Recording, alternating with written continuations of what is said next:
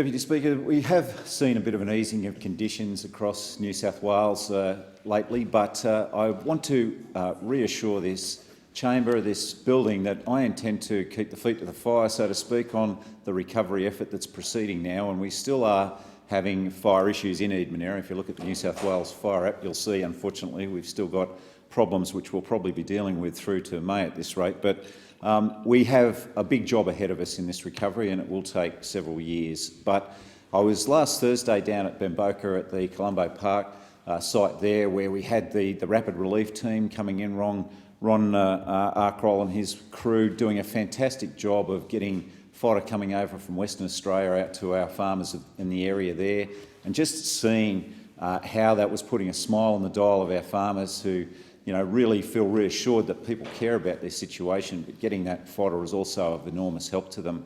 And at the same time, setting up a barbecue on site there where people could socialise and share their burdens, really performing a wonderful service to that community. So a big shout out to the Rapid Relief team, Ron Arkroll and the crew.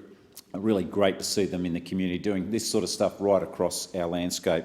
But again, getting feedback, sitting down with the farmers there, that they're not happy with the support packages so far. They're just not seeming to be able to navigate through those processes, and none of them could tell me any farmer who had success in actually applying for anything so far. So we really do have to have a good close look at the process and refining that and streamlining it.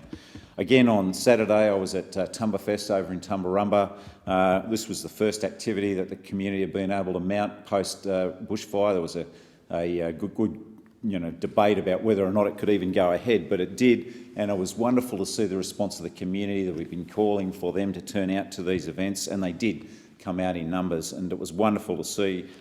Particularly Kate Sobrano was there, and she was obviously responding to the calls of the community to assist and donating money. So it was just a wonderful day to see the community being resilient, reviving and staging that activity. But I have to say that, again, we need better support for the festivals in our region. The $30,000 that's being issued per local government area is simply not enough to support these festivals and activities, and we really desperately need that now going through to fill in the gaps between now and next summer.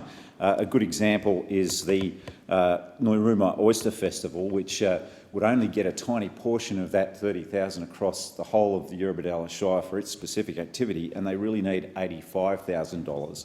And so that money should actually also best go direct to the Narooma Oyster Festival Limited if we really want to make sure that that money's arriving quickly enough to make sure those events can go ahead successfully.